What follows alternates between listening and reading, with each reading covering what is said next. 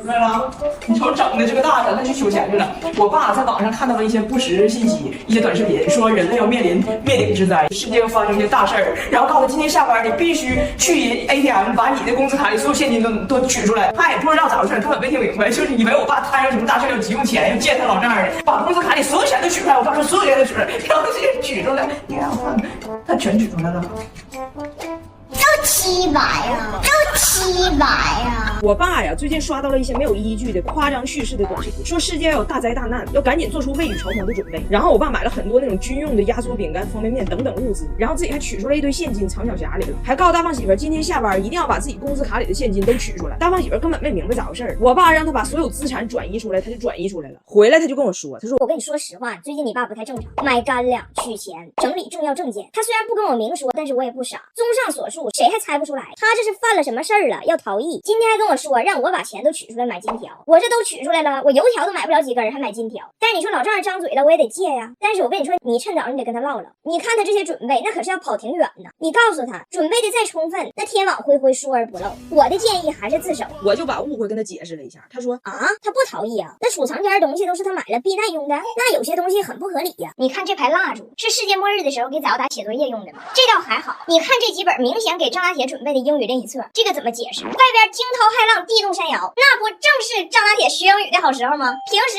还静不下来心。我俩呀，就是一晚上搁那劝我爸。大胖媳妇说，爸呀，你不能听那些短视频博主说啥就是啥，那短视频张口就来，那张彩玲天在视频里还说我傻了吧唧。那你认识我本人，那你知道他说那玩意儿。我爸说有错吗？不就是你们，不就是你们。我俩最终把我爸说明白了，但是俩孩子都听着关于世界末日的讨论了。早打就过来问我，那妈妈，如果世界末日真来了，你会带着什么逃亡？我说那必须带着您俩呀。你爸要是1个月之内没把妈吃了，我还得带着护舒宝第3代液体卫生巾。从第1代升级到现在，他一直最懂女性，全新升级，完善细节需求，给女性无感般的细致保护，一吸到底，隔离细菌，更好维护女性健康，创新体感都在细节。但是面对世界末日，俺家这个载奥达和张大铁还是有截然相反的态度。拿铁，我觉得世界末日就是外星人来了。拿铁，如果外星人来了，你怎么办？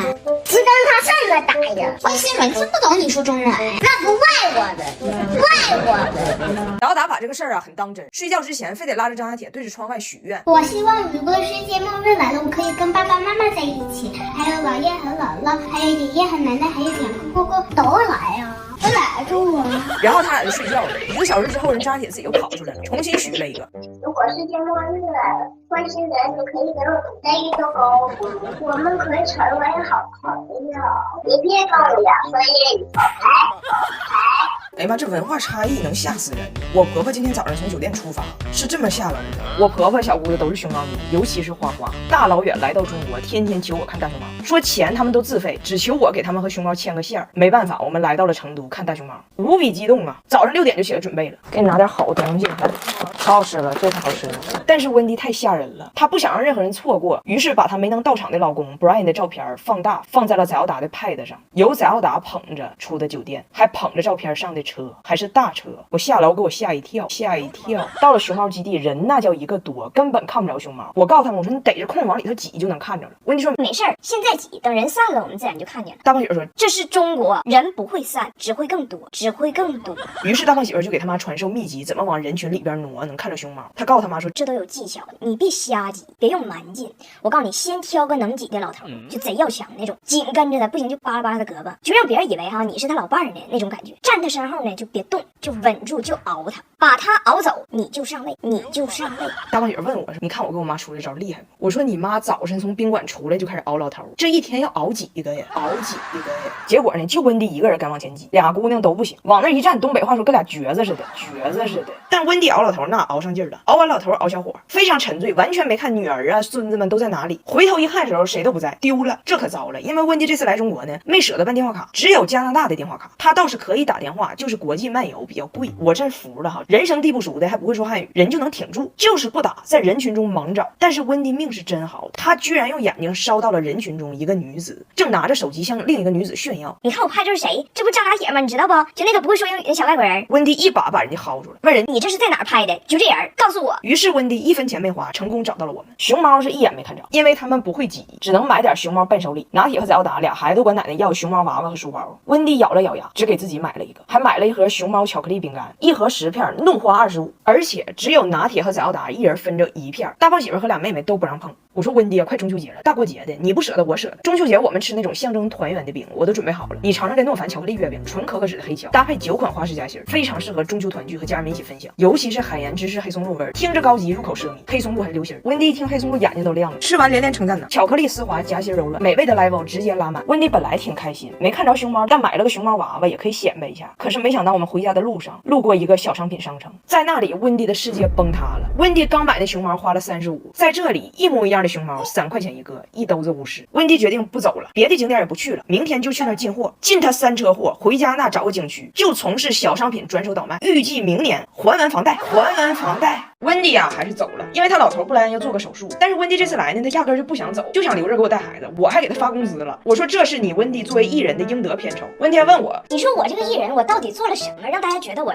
就如此特别？我说你这个艺人，你什么都不要做，你就做你自己，做你自己。所以人温迪在这又当奶奶又当艺人，非常爽。布莱恩说，那我要做手术了，你不觉得你应该回来照顾我吗？温迪也舍不得走，布莱恩就逼着温迪让他背诵婚礼誓词。温迪搁那儿，不管贫穷富有，不管健康疾病，我都对你不离不弃。布莱恩说，那你赶紧回来呀。